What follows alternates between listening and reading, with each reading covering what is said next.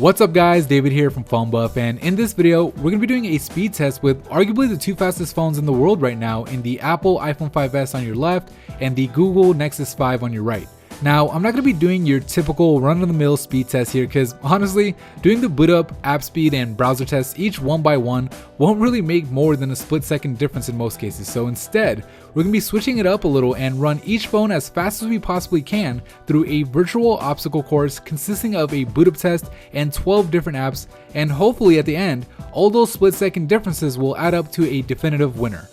So the Nexus 5 gets the early lead from the boot up test and jumps straight into the first obstacle, if you will, and starting up the stopwatch, with the iPhone 5s maybe a second or two behind it. So keep in mind that we are putting both phones through the same exact series of tests here, waiting for each phone to finish loading its task before going on to the next test. Alright, so it looks like the iPhone 5s has caught up a little with both phones loading up Google Earth. And as you can see, the Nexus 5 showed the Earth first, but there is some stuttering going on, whereas on the iPhone 5s, the animation is a lot more smooth. But either way, it looks like both phones are loading up the 3D model at about the same time, so going into the Score mobile test, they are neck and neck. And it looks like it's going to stay that way, at least with the Score mobile app, because there is no separation whatsoever. Going into the Netflix app, looks like the iPhone 5s is maybe just a split second ahead of the Nexus 5. And we'll load up this streaming video here to see which one plays it first. And as you can see, the iPhone 5s did end up loading it up a little bit faster, so it goes on to the next app. But right hot on its heels is the Nexus 5, and looks like the Nexus 5 actually is really struggling with this RDO app. So I don't know what's going on there.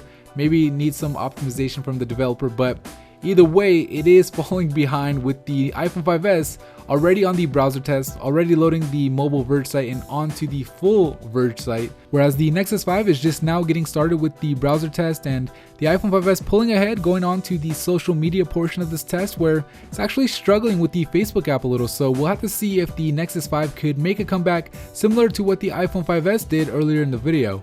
So on the iPhone 5s, you got the Google Plus app loading up. Still waiting on that Verge website on the Nexus 5. Going on to Twitter is the iPhone 5s, with the Nexus 5 just now starting with the social media portion of this test. So if it's going to make a comeback, it's got to do it now, because the iPhone 5s is on the last app, loading up the most recent video that it did on the channel. And as you can see, the iPhone 5s did load up the video, so it is just about done. It took 1 minute and 58 seconds from when we first started the stopwatch.